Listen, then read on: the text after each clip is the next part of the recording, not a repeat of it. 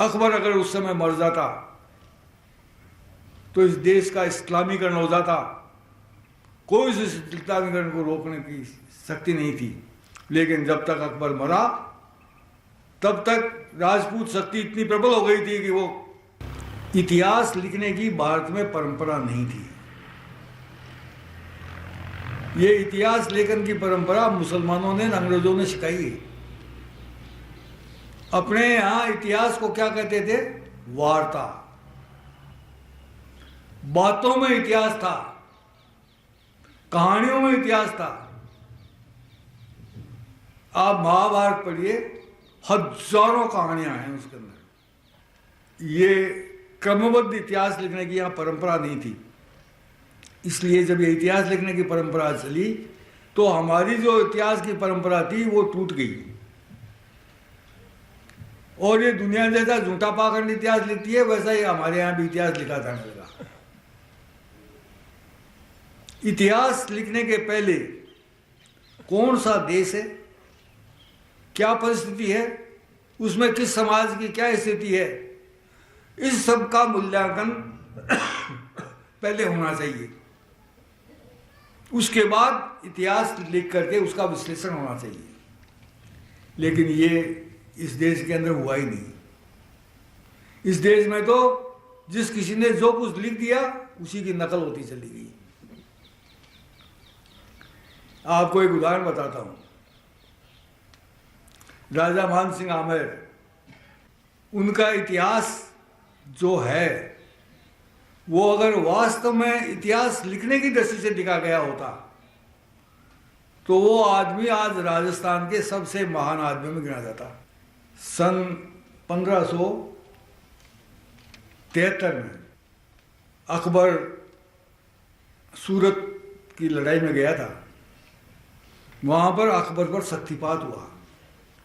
पहले के राजा लोग, चाहे बादशाह हो, चाहे नवाब हो, चाहे बड़े सेठ साहूकार हो, संतों के दरबार में जाया करते थे। वहां उनका आशीर्वाद लेने की कोशिश करते थे, उनकी सेवा करते थे। अकबर भी जाता था, हिंदू संतों के यहां भी जाता था, मुसलमान संतों के यहां भी जाता था।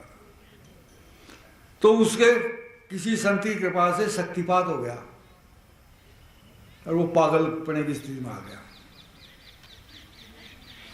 उसने अपनी तलवार निकाली, सीने में तलवार लगा करके मूंछ की तरफ से भीत पर लगा करके अपने सीने में घुसेड़ने लगा। उस समय सारे मुसलमान जो उसके वफादार थे मौजूद थे। जो क्षत्रिय राजा थे कम थे, वो भी मौजूद थे। किसी ने अकबर को बचाने की कोशिश नहीं की। तब राजा मान सिंह आमेर, जिसकी उम्र उस समय केवल 22 वर्ष की थी, उसका बाप मौजूद था, उसका दादा मौजूद था, जा करके तलवार को खींच लिया, अकबर को बचा दिया। ये बड़ी भारी इस देश का इतिहास बनाने वाली घटना थी, जिसका कहीं कोई प्रचार नहीं हुआ। हल्दी घाटी के युद्ध से 3 साल पहले की ये घटना है। राणा प्रताप और मान सिंह दोनों का नाम इतिहास के अंदर हल्दी घाटी के युद्ध के बाद ही चमका है। उससे पहले कोई नहीं जानता था इनको। उस समय मान सिंह का न तो कोई महत्व था और न ही उसके ने कोई इतिहास रचता था, लेकिन उसके पास एक भविष्य दृष्टि थी। वो जानता था कि आज अकबर की आवश्यकता है इस देश को बचाने के लिए। भारत के प्रथम राष्ट्रपति राजेंद्र प्रसाद ने के बेटे ने, जो बड़ा इतिहासकार था, राजीव नयन, उसने किताब लिखी है राजा मान सिंह आमेर। अंग्रेजी में लिखी उसने एक किताब, वो अब उपलब्ध नहीं है, लेकिन उसका हिंदी अनुवाद उपलब्ध है। उस किताब को आप पढ़िए कि उस समय क्या परिस्थिति थी, किस परिस्थितियों के अंदर देश था। अफगानिस्तान से मुसलमानों के ढेर जत्थे भारत में आ रहे थे।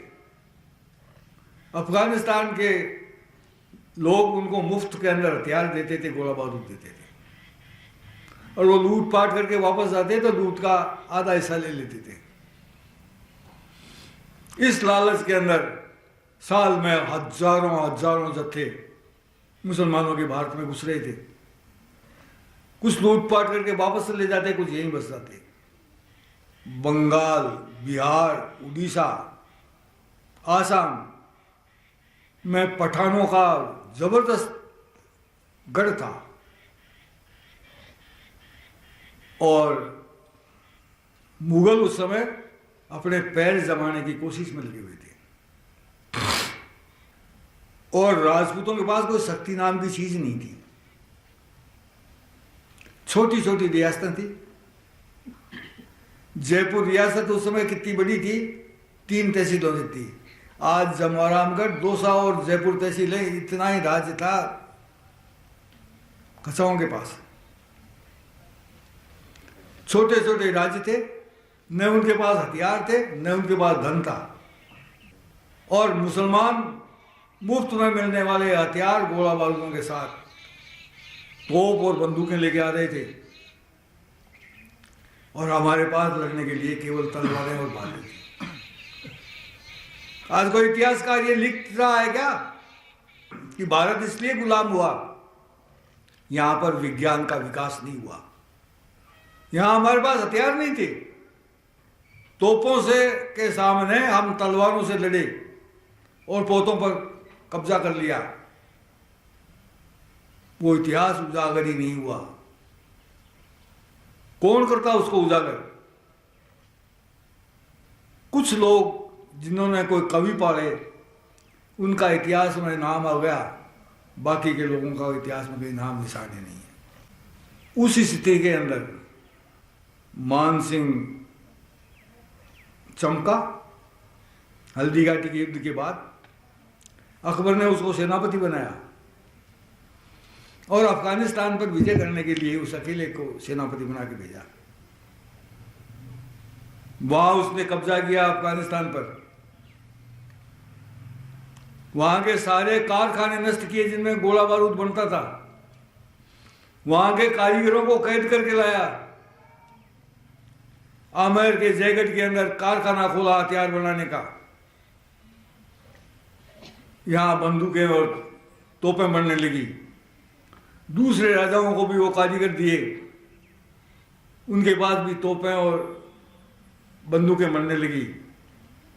तब राजपूत शक्ति पुनर्जीवित हुई। ये पुनर्जीवन का काल चल रहा था, तब मुसलमान सारा सचेत हो गया और सारे मुसलमानों ने कहा इस मान सिंह को बुलाओ अफगानिस्तान से वापस, ये मुसलमानों को काट रहा है। ये वो पठान नहीं कह रहे थे जिनको वो काट रहा था, ये वो मुगल कह रहे थे जो पठानों को अपना दुश्मन मानते थे, लेकिन इस्लाम के नाम पर एक थे।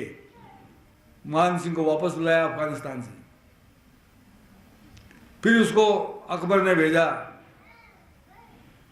बंगाल, बिहार, उड़ीसा में पठानों का दमन करने के लिए। तो फिर सारा मुसलमान चिल्ला रहा है इसको वापस बुलाओ, ये पठानों का कत्लेआम कर रहा है, मुसलमानों का नाश कर रहा है। लेकिन जब तक अकबर मरा तब तक राजपूत शक्ति इतनी प्रबल हो गई थी कि वो मुगलों की शक्ति के बराबर हो गई थी। अकबर के मरने के बाद जहांगीर गद्दी पर बैठा, शाहजहां बैठा, उसके बाद औरंगजेब बैठा। सारा मुसलमान मान सिंह के खिलाफ और राजपूतों के खिलाफ था।